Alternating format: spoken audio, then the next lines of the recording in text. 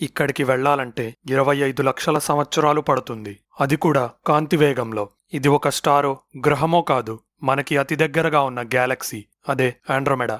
మనం భూమిని వదిలి స్ట్రైట్ లైన్లో ట్రావెల్ చేస్తూ ఆగకుండా ఆండ్రోమెడాకి వెళ్తే ఎలా ఉంటుంది? చెప్పడానికి సింపుల్గా బానే ఉంది, కానీ చేయడం అంత ఈజీ కాదు.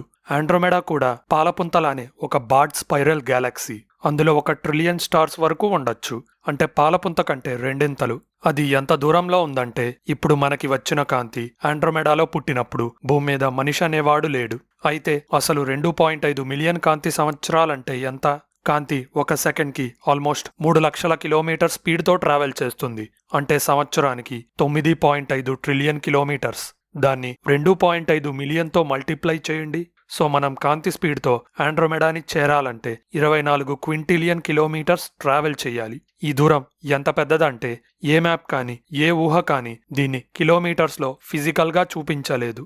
దీన్ని అర్థం చేసుకోవాలంటే వోయేజర్ 1 ఎంత స్పీడ్తో ట్రావెల్ చేస్తుందో చూడండి. 1977లో లాంచ్ అయిన ఈ అలుపెరగని యోధుడు 50 సంవత్సరాల తర్వాత 24 బిలియన్ కిలోమీటర్స్ ట్రావెల్ చేసినా ఇంకా ముందుకు సాగుతూనే ఉంది.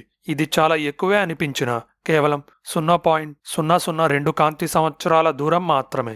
ఇలా చూస్తే ఆండ్రోమెడాకి వెళ్లాల్సిన దూరంలో వోయేజర్ కేవలం 1,10,000వ వంతు మాత్రమే కవర్ చేసింది. ఇదే స్పీడ్తో వెళ్తే ఆండ్రోమెడాని చేరుకోవడానికి వోయేజర్కి 37 ట్రిలియన్ సంవత్సరాలు పడుతుంది. ఇది చాలా ఎక్కువ, ఎందుకంటే మన విశ్వం పుట్టే 13.8 బిలియన్ సంవత్సరాలైంది.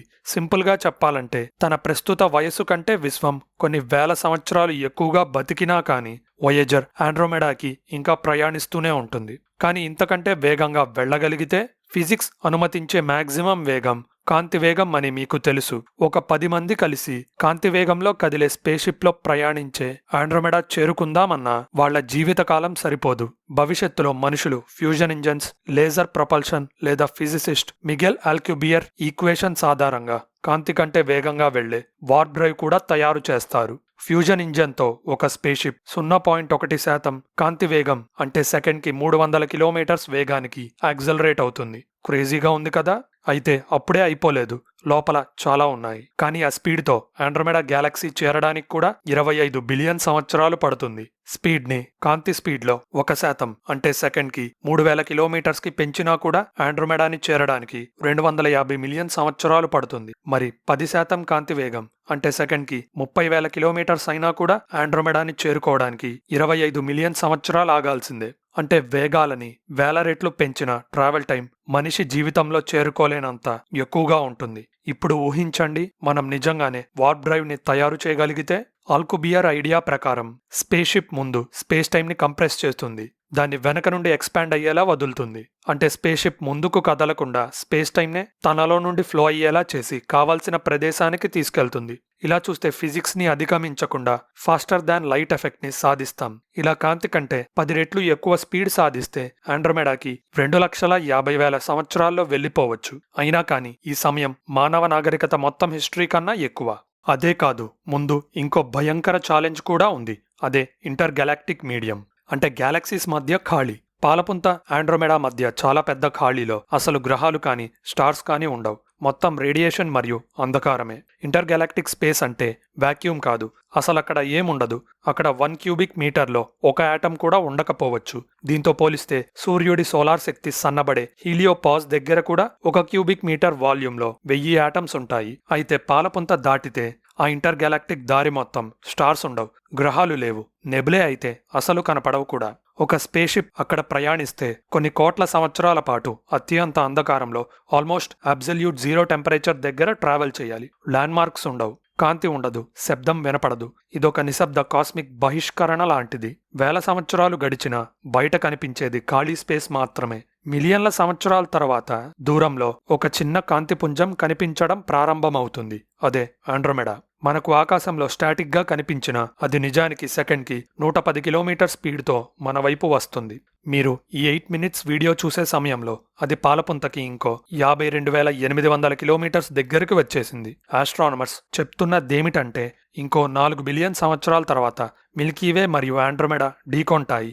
అవి కలిసి పుట్టిన గ్యాలక్సీని కొందరు మిల్క్డ్రోమెడా అంటారు. కానీ సినిమాల్లో చూపించినట్టుగా రెండిటి కలయిక ఒక పేలుడుకి దారి తీయదు. సూర్యుళ్ల మధ్య దూరం చాలా ఎక్కువగా ఉంటుంది, కాబట్టి ఎక్కువగా స్టార్స్ మధ్య ఢీకొనే చర్యలు జరగవు. కానీ గ్యాలక్సీ షేప్స్ మారిపోతాయి, స్పైరల్ ఆర్మ్స్ మెలితిరిగిపోతాయి. అప్పటికి భూమి ఉన్నట్లయితే ఆకాశం మొత్తం కొన్ని వందల బిలియన్ల నక్షత్రాలతో మెరిసిపోతుంది. ఫైనల్ గా బిలియన్ల సంవత్సరాల తర్వాత రెండు గ్యాలక్సీస్ కలిసి ఒక ఎలిప్టికల్ గ్యాలక్సీగా సెటిల్ అవుతాయి. రెండు భారీ కాస్మిక్ నైబర్స్ అయిన పాలపుంత మరియు ఆండ్రోమెడా కలిసినప్పుడు ఒక కొత్త ఎలిప్టికల్ గ్యాలక్సీ పుడుతుంది. అంటే భవిష్యత్తులో స్పేషిప్ నిర్మించకపోయినా ఆండ్రోమెడా మన దగ్గరకు వస్తుంది. ఏదో ఒక రోజు మన రాత్రి ఆకాశంలో ఆండ్రోమెడా స్టార్స్ యొక్క వెలుగుల్ని మనం చూడొచ్చు. ఆ సమయానికి మనం లేదా మన స్థానంలో ఉన్న ఇంకో నాగరికత విశ్వాన్ని ఒక కొత్త దృష్టితో చూస్తుంది. ఆ గెలాక్టిక్ మర్జర్ అనేది మనకు కాస్మోస్తో ఇన్ఎవిటబుల్ ఎన్కౌంటర్, అంటే తప్పించుకోలేని సంఘటన లాంటిది. ఇలాంటి స్కేల్లో ఆలోచిస్తే డిస్కషన్ అనేది ఫిజిక్స్ నుంచి టైం అంటే అర్థం ఏంటి అన్న విషయం మీదకి వెళ్తుంది. మనకు టైం అంటే సూర్యోదయం నుండి సూర్యాస్తమయం సమయం వరకు, కానీ విశ్వానికి టైం అంటే నక్షత్రాల పుట్టుక నుండి అంతం వరకు. కోట్ల సంవత్సరాల కాస్మిక్ ప్రయాణాలంటే అది మనుషుల ప్రాజెక్ట్ కాదు, అది నాగరికతలు చేపట్టాల్సిన ప్రాజెక్ట్. ఆండ్రోమెడాకి బయలుదేరే షిప్ అనేది ఒక టైం మార్క్ అవుతుంది. అది ప్యూర్ సైన్స్ కాదు, మానవ ఉత్సుకత ప్లస్ లెగసీ కలయిక. భూమి లేకపోయినా ఆ షిప్ అంతరిక్షంలో జర్నీ కంటిన్యూ చేస్తుంది. మన టెక్నాలజీ ఈ ఛాలెంజ్కి ఎంత దూరంలో ఉందో ఊహించండి. వొయేజర్ 1 సెకండ్కి 17 కిలోమీటర్ స్పీడ్తో ప్రయాణిస్తే హీలియోస్పియర్ దాటడానికి 40 సంవత్సరాలు పట్టింది. ఇంకా అది ఆండ్రోమెడాకి ఉన్న దూరంలో 1 బిలియన్త్ వంతు కూడా కాదు. స్పీడ్ని 1000 రెట్లు పెంచిన ఆండ్రోమెడాకి చేరుకోవడానికి ఇంకా లక్షల సంవత్సరాలు పడుతుంది. ఇతర గ్యాలక్సీల గురించి మాట్లాడుతున్నప్పుడు మనకు విశ్వం చాలా పెద్దది, మనం చాలా చిన్నవాళ్లమనే ఒక ఫీలింగ్ వస్తుంది. ఇదే బహుశా బ్రహ్మాండం మనకు నేర్పే వినయపు పాఠం. కానీ ఈ స్కేల్లో కూడా ఒక కవితాత్మక నిజం ఉంది. మనం ఫిజికల్గా ఆండ్రోమెడాకి వెళ్లలేకపోయినా భూమి యొక్క కాంతి మరియు సిగ్నల్స్ ఇప్పటికే దాని వైపు ప్రయాణిస్తున్నాయి. Radio signals, TV broadcast, satellite communications మనం గత శతాబ్దం నుండి పంపుతున్న అన్ని కాంతి వేగంతో అంతరిక్షంలోకి ఎక్స్పాండ్ అవుతున్నాయి. 2.5 మిలియన్ సంవత్సరాల తర్వాత అవి ఆండ్రోమెడా చేరతాయి. అక్కడ ఏదైనా నాగరికత, అది ఇప్పుడే ఉన్నా లేదా భవిష్యత్తులో పుట్టినా, వారు మన సిగ్నల్ ఎకోని మొదటిసారిగా వినే ఛాన్స్ ఉంది. ఒకవేళ ఎవరూ లేకపోయినా ఒక బుద్ధ జీవం ఈ విశ్వంలో పుట్టింది అన్న చిన్న ఆధారం ఇప్పటికే ఇంటర్ గెలాక్టిక్ ప్రయాణం చేయడానికి బయలుదేరింది. మనం భూమి మీద నుండి కదలకపోయినా ఒక సెన్స్లో మన నాగరికత ఆల్రెడీ మరో గ్యాలక్సీకి ప్రయాణిస్తుంది. ఇలా ఆలోచిస్తే పర్స్పెక్టివ్ పూర్తిగా మారిపోతుంది. విశ్వం అనేది దూరంగా అందుకోలేని విధంగా లేదు, అన్నీ కనెక్ట్ అయ్యి ఉండి అన్నీ చిన్నగా ఒకదానికొకటి దగ్గరవుతున్నాయి. ఆండ్రోమెడా నుంచి వచ్చే కాంతి లక్షల ఏళ్లుగా మన వైపు ప్రయాణిస్తుంది. మన భూమి కాంతి కూడా అక్కడికి వెళ్తుంది. ఇలా రెండు గ్యాలక్సీస్ మధ్య ఒక నిశ్శబ్ద కాస్మిక్ డాన్స్ ప్రారంభమైంది. మన టెక్నాలజీతో అక్కడికి వెళ్లాలంటే, నిజం చెప్పాలంటే విశ్వం వయసు కంటే ఎక్కువ టైం పడుతుంది. అంటే ఇప్పటి ఫిజిక్స్ స్కేల్లో అది ఇంపాసిబుల్. కానీ ఈ ప్రశ్న సైన్స్ కంటే పెద్దది. అది మన క్యూరియాసిటీ గురించి. ఆండ్రోమెడా ప్రయాణం ఇంజన్స్తో కాదు, ఇమాజినేషన్తో మొదలవుతుంది. ఇంపాసిబుల్ దూరాల్ని కథలుగా మార్చే శక్తి మనలో ఉంది. మనం ఆకాశం వైపు చూసి అక్కడ ఏముందో అనుకుంటూ ఉంటే ఈ జర్నీ ఎప్పటికీ కొనసాగుతుంది. ఇలాంటి ఇంట్రెస్టింగ్ స్పేస్ వీడియోస్ చూడాలంటే మన ఛానల్ సబ్స్క్రైబ్ బటన్కి బెల్ ఐకాన్ క్లిక్ చేయండి. ఈ ఇన్ఫర్మేషన్ అందరికీ రీచ్ అవ్వాలంటే వీడియో లైక్ చేయడం మర్చిపోకండి.